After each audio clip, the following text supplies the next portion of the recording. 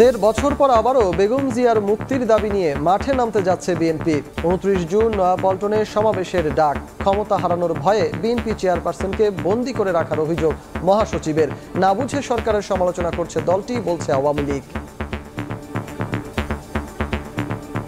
দেশনেত্রী বেগম খালেদা জিয়া আজকে যদি সামনে আসতে পারেন, তাহলে এই যে ফ্যাসিবাদী সরকার, তাদের পক্ষে ক্ষমতায় থাকা সম্ভব হবে না। আপনি জামিন দিতে পারবেন না, এটা একেবারেই কোনো বিধান নেই, এটা তার প্রাপ্য। বিএনপি তো সরকার বিরোধিতায় কারণে অকারণে সরকারের বিরোধিতাই করতে হবে। মির্জা ফখরুল ইসলাম আলমগীর সাহেব বক্তব্য দিচ্ছেন, আমি ওনাকে বলবো আগে একটু ভালো মতো পড়াশোনা করে তারপর মিডিয়ার সামনে আসার জন্য। দেখছিলেন প্রধান শিরোনাম, সন্ধ্যার সময় সঙ্গে আছি আমি সজল মিত্র রিচার্ড। এবার অন্যান্য শীর্ষ সংবাদ। কারো সঙ্গে যুদ্ধ নয়, আক্রান্ত হলে সার্বভৌমত্ব রক্ষায় প্রস্তুত থাকতে হবে। এসএসএফ এর প্রতিষ্ঠা বার্ষিকীতে প্রধানমন্ত্রী বললেন, নিরাপত্তা কড়াকড়িতে যেন জনবিচ্ছিন্ন না হই।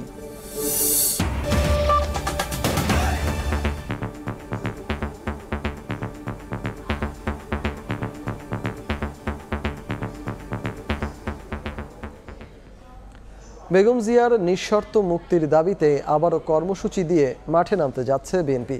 শনিবার ঢাকায় সমাবেশ সহ সারা দেশে 3 দিনের কর্মসূচি ঘোষণা করেছে দলের মহাসচিব মির্জা ফখরুল ইসলাম আলমগীর। তিনি বলেন, ক্ষমতা হারানোর ভয়ে বিএনপি চেয়ারপারসনকে বন্দী করে রাখা হয়েছে। তার মুক্তির আন্দোলনে সবাইকে যুক্ত হওয়ার আহ্বান জানান মির্জা ফখরুল। এভারকেয়ার হাসপাতালে চিকিৎসাধীন বিএনপি চেয়ারপারসন বেগম খালেদা জিয়া তার স্থায়ী মুক্তি দিয়ে বিদেশে চিকিৎসার জন্য বারবার দাবি জানিয়ে আসছেন তার চিকিৎসক সহ বিএনপি নেতারা। 1.5 বছর আগে বেগম জিয়ার মুক্তি ও বিদেশে চিকিৎসার দাবিতে কর্মসূচি নিয়ে মাঠে ছিল দলটি। মাঝখানে সরকার পতনের 1 দফা দাবিতে আন্দোলন করলেও তাদের প্রতিটি কর্মসূচিতেই নেত্রীর মুক্তির ইস্যুটি সঙ্গে রয়ে যায়।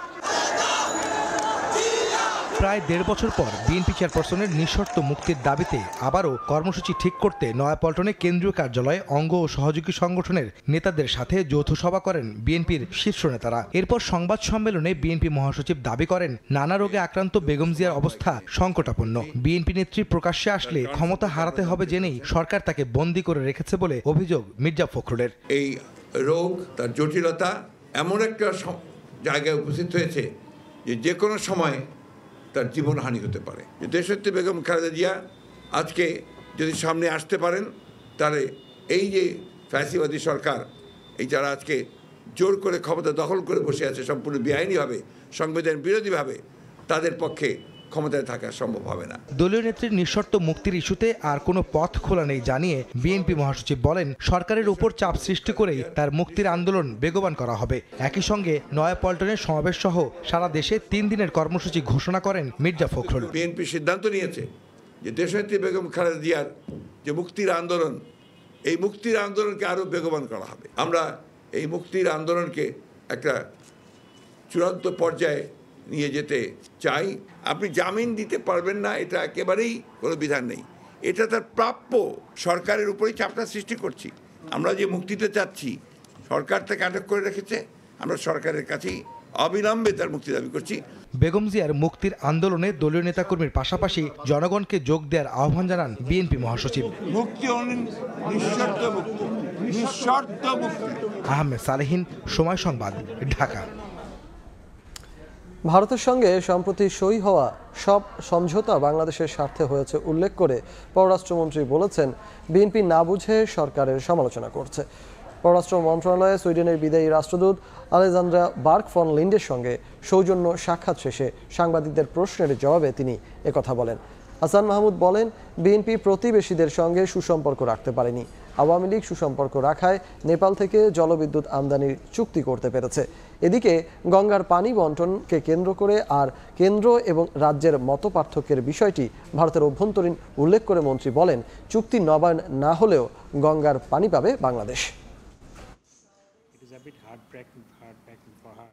বিএনপি তো সরকার বিরোধিতায় কারণে অকারণে সরকারের বিরোধিতাই করতে হবে। চুক্তি আর সমঝোতার পার্থক্য না বুঝে মির্জা ফখরুল ইসলাম আলমগীর সাহেব বক্তব্য দিচ্ছেন, আমি ওনাকে বলবো আগে একটু ভালো মতো পড়াশোনা করে তারপর মিডিয়ার সামনে আসার জন্য।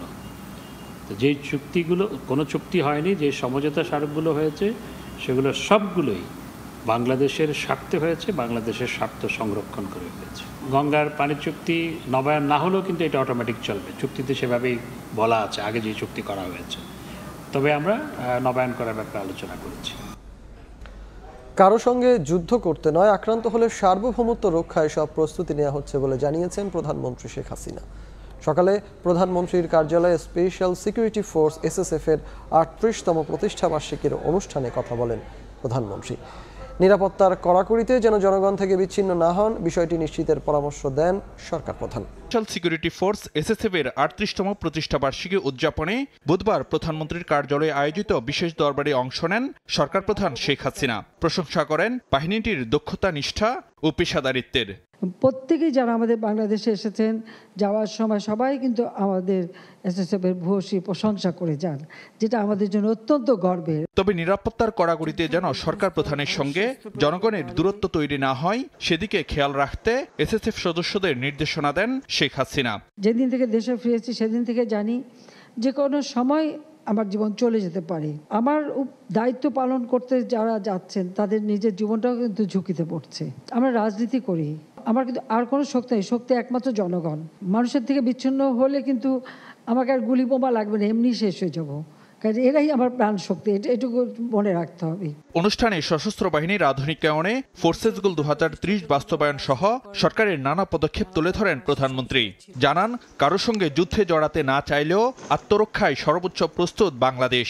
যে কোনোভাবে হোক বহিঃশত্রুর আক্রমণ থেকে দেশকে রক্ষা করা, নিজেদের রক্ষা করা। আমরা কারোর সাথে যুদ্ধ করতে যাব না, কিন্তু আক্রান্ত হলে যেন নিজের দেশের স্বাধীনতা, সার্বভৌমত্ব রক্ষা করতে পারি, সেইভাবেই আমাদেরকে প্রস্তুতি নিতে হবে। শেখ হাসিনা বলেন, 2009 সাল থেকে আওয়ামী লীগ টানা ক্ষমতায় থাকার সুবাদই দৃশ্যমান হয়েছে টেকসই উন্নয়ন, যা ধরে রেখে দেশকে এগিয়ে নিতে চায় সরকার। বাংলাদেশের মানুষকে যেন অন্তত জীবনটাকে আরো উন্নত সমৃদ্ধ করে যেতে পারি। ফারুক ভিয়া, রবিন, সময় সংবাদ, ঢাকা।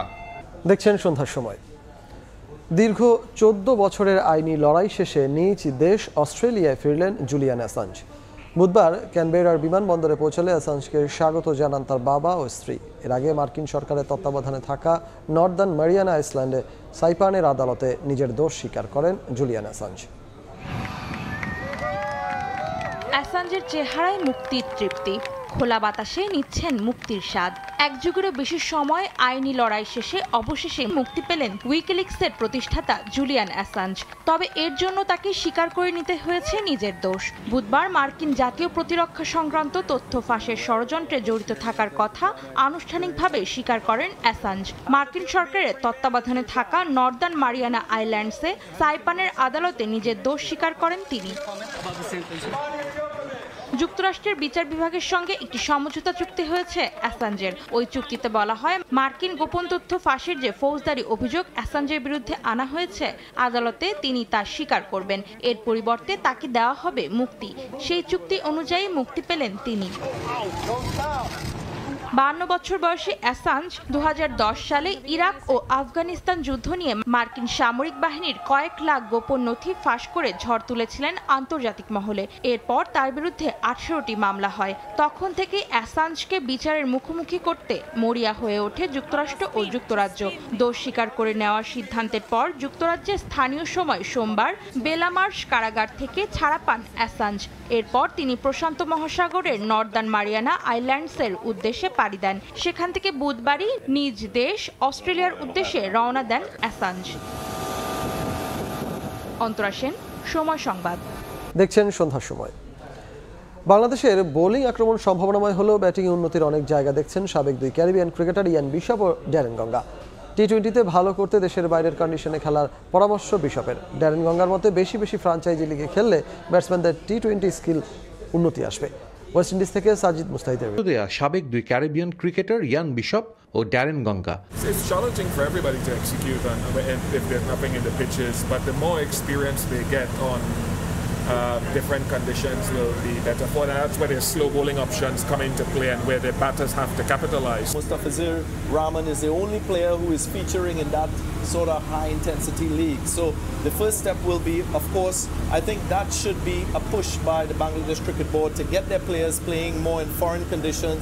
সাবেক পেসার ইয়ান বিশপ প্রশংসা করেছেন বাংলাদেশের পেস বোলিং আক্রমণের। Fast bowling has been tremendous.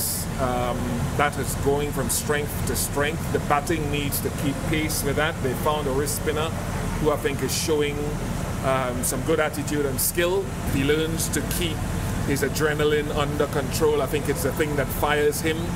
But even when we saw him last year in the World Cup. Again, the transformation of fast bowlers and what we've seen in terms of output, that is so refreshing to see. It's inspirational as এ পর্যায়ে শীর্ষ সংবাদ জানিয়ে দিচ্ছি আরেকবার। 1.5 বছর পর আবারও বেগম জিয়ার মুক্তির দাবি নিয়ে মাঠে নামছে বিএনপি। 29 জুন নয়াপল্টনের সমাবেশের ডাক, ক্ষমতা হারানোর ভয়ে বন্দী করে রাখার অভিযোগ মির্জা ফখরুলের। এই ছিল সন্ধ্যার সময় জনপদের সময়ের সঙ্গে থাকবেন সহকর্মী ওমর ইনান। এছাড়া আপনাকে ধন্যবাদ। জনপদের সময় নিয়ে ফিরছি কিছুক্ষণ পর, সঙ্গে থাকুন সময়ে।